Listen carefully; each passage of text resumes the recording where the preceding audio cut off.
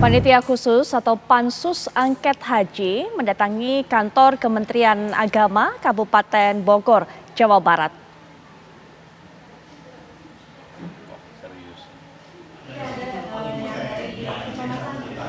Rombongan Pansus Haji DPR RI yang dipimpin oleh Ketua Pansus Haji Nusron Wahid meminta keterangan staf dan pimpinan Kementerian Agama Kabupaten Bogor terkait kuota haji tambahan tahun 2024. Didapati informasi bahwa kuota haji tambahan sebanyak 10.000 jamaah calon haji asal Indonesia pembagian tidak merata atau dinilai tidak adil. Karena ada sejumlah kabupaten atau kota yang tidak mendapatkan kuota tambahan, sementara di lain pihak ada kota dan kabupaten yang sama sekali tidak mendapat kuota tambahan tersebut. Ada distribusi, ada temuan ketidakmerataan dan ketidakadilan dalam distribusi terhadap alokasi 10.000 yang reguler itu. Harusnya kalau kita mau bicara teori transparansi dan teori proporsionalitas, tambahan 10.000 reguler itu kan sama dengan 4,5% dari 221.000. Harusnya setiap kabupaten itu mendapatkan 4,5% daripada kuota SIS-nya. Dari Bogor, Jawa Barat, Usep Saripudin, TV One mengabarkan. Kami mengangkat kabar ini karena memang pembentukan Pansus Haji ini semakin meruncingkan konflik yang ada antara PKB dengan PBNU, antara Gus Yakut, Gus Yahya dengan Caimin tentunya. Ada pendapat mengenai hal ini dari Prof. Burhan? Iya betul, ini salah satu yang membuat episode panas antara PBNU dengan PKB Caimin ya. Karena kita tahu Menteri Agama adalah adik dari Gus Yahya, Ketua PBNU hari ini. Tetapi lagi-lagi kalau kita lihat ya sejarah keduanya memang bisa dirunut panjang sejak konflik antara PKB Gus Dur dengan PKB Muhaimin Iskandar. Karena pada masa Pak SBY pemerintahan saat itu lebih memberikan legalitas secara formal kepada PKB Caimin dan itu menimbulkan luka di kelompok yang dekat dengan Gus Dur. Dan lepas dari legitimasi yang sekarang diperoleh oleh Caimin, harus diakui masalah problem masa lalu ini belum tertuntaskan, bukan hanya dengan Gus Yahya, tapi juga misalnya dengan keluarga Gus Dur, ya, dengan Hovifah Indar Parawangsa yang sampai sekarang masih mengaku sebagai aktivis PKB Gus Dur, bukan PKB Caimin. Ya. Jadi hal semacam ini yang kemudian menimbulkan semacam babak baru pertarungan antara Caimin dengan PBNU.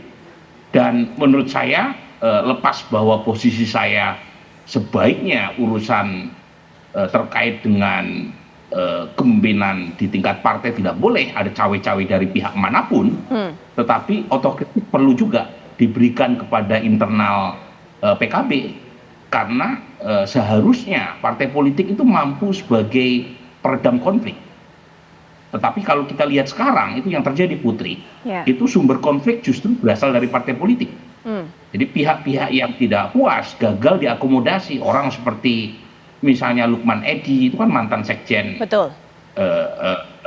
Caimin ya, orang seperti misalnya Abdul Karding, orang seperti Malik Haromain ya, itu menunjukkan kegagalan partai politik dalam melakukan proses menjadikan partai politik sebagai solusi untuk mencari titik temu gitu ya. Dan kemudian mereka mencoba mencari-cari kesempatan untuk melakukan perebutan terhadap kepemimpinan Caimin yang sah gitu ya. Jadi lagi-lagi ini proses yang tidak unik di PKB. Partai politik lama-kelamaan gagal mendemokratisasikan dirinya sendiri. Partai politik mengalami proses privatisasi ya. Hanya ketua umum yang berhak mengklaim sebagai tanda kutip ownernya partai politik. Kemudian kongres, muktamar, munas itu lama-kelamaan hanya sekedar pertemuan formal untuk mengesahkan kepemimpinan owner tadi. Proses aklamisasi terjadi secara masif. Dulu orang bisa bertarung secara sehat untuk memperebutkan orang nomor satu, tapi belakangan sulit terjadi itu karena pintu diskusi pintu dialog tertutup. Oke. Nah ini yang ironis saya sebut, karena partai politik seharusnya menjadi etalase demokrasi, tapi justru gagal mendemokratisasikan dirinya sendiri. Nah, Baik. tetapi itu bukan berarti memberi celah ya buat proses pengambil alihan partai termasuk pada PKB. Saya dari awal menolak ya proses-proses semacam itu karena tidak menyelesaikan masalah. Apalagi Putri ya, Ya. PKB di bawah Caimin hasil Pileg 2024 itu menunjukkan kesuksesan. Ya. Jadi suara PKB naik dari 13,5 juta di 2019, terakhir naik menjadi 16 juta lebih. Kemudian kursinya juga naik dari 58 di 2019, kursi PKB hasil Pileg terakhir itu menjadi 68, naik kurang lebih sekitar 10. Jadi tidak ada celah sebenarnya dari sisi elektoral mengatakan bahwa Caimin gagal, meskipun dalam Pilpres gagal ya. Ya. Dan PKB memang mengalami penurunan dukungan terutama di basis-basis NU, mungkin karena ada rivalitas dengan PBNU, di Jawa Timur turun, di Jawa Tengah turun, tetapi di basis-basis Islam modernis, di Jawa Barat, di Sumatera, mungkin karena menjadi wakilnya Anies, suara PKB naik. Gitu. Jadi pada titik itu memang sulit untuk mencari titik celah masuk ya, mengganti Caimin, karena PKB overall mengalami kenaikan, meskipun ya di tingkat Pilpres kalah. Baik, soal suara yang didapatkan pada pemilu kemarin, soal elektabilitas partai ternyata meningkat. Ini merupakan salah satu prestasi dari Caimin yang mungkin juga harus diterima oleh kubu seberang. Tapi walaupun seperti itu, Prof. Burhan juga mengatakan tidak ada celah sebenarnya. Tapi dari kubu seberang ini tetap mengatakan muktamar yang terjadi kemarin ataupun digelar di Bali kemarin itu melanggar ADART, melanggar kemudian undang-undang politik, bahkan juga membungkam hak demokrasi dari para kader-kader PKB. Bagaimana kemudian hal ini harus diselesaikan dengan upaya rekonsiliasi dari kedua pihak, Mas Adi? Ya saya kira memang kalau kita bicara tentang kinerja Muhaimin Iskandar dalam konteks pemilu di 2024, Pileg memang naik secara signifikan. Oleh karena itu ketika ada upaya-upaya untuk membuat muktamar PKB tandingan atau muktamar PKB yang lain, tentu argumentasinya adalah argumentasi politis. Apa argumentasi politiknya? Adalah satu argumen yang coba untuk dijelaskan bahwa PKB versi Caimin dinilai tidak akomodatif, termasuk misalnya begitu banyak orang yang dinilai punya potensi yang selama ini memberikan dukungan total kepada PKB misalnya, tapi dia terlempar, posisinya tidak strategis dan bahkan dianggap sebagai orang lain. Jadi nama-nama yang disebut oleh Prof. Burhan adalah nama-nama yang saya kira memang cukup lama di PKB, tapi posisinya saat ini ya antara layah mutu layah ya. Jadi celah yang semacam itu yang seringkali dijadikan sebagai justifikasi untuk melakukan tandingan itu. Tapi bagi saya secara prinsip sebenarnya Putri, bahwa partai politik ketika ada tandingan, ketika ada upaya pembelahan, selalu muncul dari pihak luar sebenarnya. Dengan cara proses politiknya itu untuk mendapatkan SK Kemenkumham. Tidak penting lagi apakah partai itu dia muncul resistensinya dari dalam atau luar. Seperti yang terjadi pada Partai Demokrat misalnya, ini kan muncul dari luar, outsider. Muldoko apapun adalah pihak luar, tidak pernah punya kartu anggota Demokrat. Tapi kemudian didaulat sebagai ketua umum Partai Demokrat versi yang lain di luar AHY. Efeknya apa? Pertarungan politiknya secara hukum panjang, hampir 2 tahun lamanya. Meski pada akhirnya AHY yang legitimate dan sah secara politik, tapi kan lelah. Dan itu yang kemudian membuat persiapan Partai Demokrat sepertinya agak-agak babak belur menghadapi pemilu di 2024. Kalau kemudian dalam hitungan hari, sehari, 2 hari, entah atau kapan, ada muktamar PKB tandingan, tentu ini kan akan membelah konsentrasi PKB versi Caimin. Karena nanti PKB versi yang lain akan berebut bagaimana legitimasi secara hukum di Kemenkumham. Itu yang sepertinya selalu diantisipasi. Bahkan Garda Bangsa kalau tidak salah, kalau ada muktamar PKB tandingan kan akan dibubarkan. Betul, betul. Apalagi ini yang saya kira menjadi titik kulminasi bahwa bagaimana hubungan antara PBNU dalam konteks ini dengan PKB akan selalu dikait-kaitkan. Bagi saya ini adalah titik kulminasi bagaimana perbedaan mazhab antara Gus Yahya dengan Muhaimin semakin panas dan semakin meruncing. Kalau mau jujur sebenarnya selama ini PKB itu ya PBNU, PBNU ya PKB. Oleh karena itu sebisa mungkin memang ketua umum PKB itu dia punya irisan dan iman politik yang sama dengan ketua umum PBNU. Nah, Gus Yahya adalah sosok yang dinilai sebagai Gus Durian, loyalis Gus Dur, di mana preferensi politiknya beda dengan Muhaimin Iskandar. wajar ketika Gus Yahya didapuk sebagai Ketua Umum PBNU, praktis setelah itu Baik. hubungan dengan PKB itu tidak produktif. Ketika PBNU mengatakan NU jangan lagi diklaim hanya milik satu partai, PBNU tidak berpolitik dan seterusnya. Jadi bagi saya selama Ketua Umum PBNU itu iman politiknya beda dengan Caimin, maka sepanjang itu juga tensi politik, perseteruan politik dengan PKB akan terus muncul selama-lamanya. Baik, Mas Tapi Adi. akan beda ceritanya kalau Ketua Umum PBNU-nya ini memiliki irisan napas dengan Muhaimin yang sama seperti ketua umum yang lain. Saya kira persoalan perseteruan ini akan segera berakhir. Baik, nah kita juga akan saksikan apa sebenarnya menjadi pernyataan dari Lukman Edy selaku mantan Sekjen PKB. Kami tayangkan kepada Anda, ini dia. Kami punya rencana muktamar yang akan kami buat, dibuka oleh PBNU dan nanti ditutup oleh Presiden. Ini dinyatakan di tanggal 27 Agustus 2024 di kantor Kemenkumham, walaupun saat ini kabarnya Kemenkumham juga sudah memberikan pengesahan terhadap struktur kepengurusan yang baru hasil muktamar PKB yang digelar di Bali lalu. Baik, dan berikutnya kalau kita mendengarkan tadi pernyataan yang penuh keyakinan dari Lukman Edy yang disampaikan akhir bulan dari Agustus lalu, bagaimana kemudian dengan pernyataannya disampaikan oleh Gus Yakut. Ini dia, disampaikan oleh Gus Yakut Khalil Qomas, saya tidak menggagas soal itu, tapi saya kira soal mau ada muktamar lagi, boleh-boleh saja. Ini disampaikan di Kompleks Parlemen tanggal 2 September 2024. Kita juga akan lihat bagaimana perolehan suara PKB di pemilu lalu yang juga tadi sudah dijelaskan oleh Prof. Burhan. Pemilu 2024 PKB meraih 16.115.655 suara.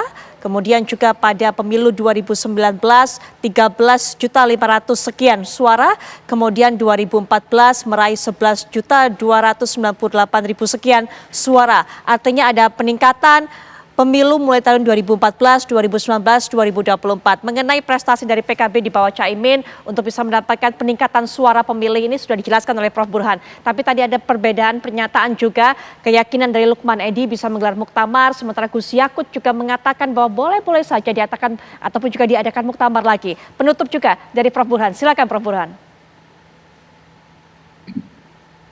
Iya, kalau melihat kemungkinan arah angin dari pemerintahan yang akan datang maupun pemerintahan hari ini yang akan berakhir di Oktober nanti, itu sepertinya berat untuk faksi di luar Caimin membuat muktamar tandingan. Karena arah angin sepertinya sedang menyapa Caimin. Tentu karena manuvernya yang menurut saya cerdas ya, dengan menarik Kiai Ma'ruf Amin dan saat yang bersamaan menunjukkan loyalitas total kepada Kim Plus, terutama di provinsi-provinsi kunci dalam Pilkada 2024 nanti. Tetapi garis besarnya Putri yang ingin saya tekankan, kita perlu memberikan dorongan kepada partai politik termasuk PKB untuk mengelola faksi secara lebih baik. Karena faksionalisasi dalam partai politik itu sesuatu hal yang niscaya. Ya, studinya Belloni itu menunjukkan ada 3 macam faksi yang tumbuh berkembang, dan kegagalan atau keberhasilan partai politik itu sangat ditentukan oleh sukses tidaknya mereka mengelola faksi. Kalau mereka sukses, misalnya dalam kasus di Jepang, itu faksi justru menjadi sangat positif karena faksi itu diakui dalam ADART partai. Jadi ada partai yang berasal dari faksi petani, faksi buruh, itu diakomodasi kemudian menjadi energi yang positif buat mengembangkan elektoral partai politik dari berbagai macam faksi mereka, dan setiap pengambilan keputusan termasuk perebutan ketua umum itu dilakukan secara demokratis. Nah, ada 2 jenis faksionalisasi yang lain dan itu khas atau tipikal Indonesia. Yang pertama adalah faksionalisasi ya karena lebih faktor kepentingan jangka pendek dan biasanya bersifat insidental. Nah, yang kedua, faksional ini misalnya dalam kasus Golkar mungkin pas itu ya menjelaskan. Yang kedua itu faksionalisasi karena perbedaan patronase. Nah, saya melihat dalam kasus PKB ini itu lebih yang kedua ini.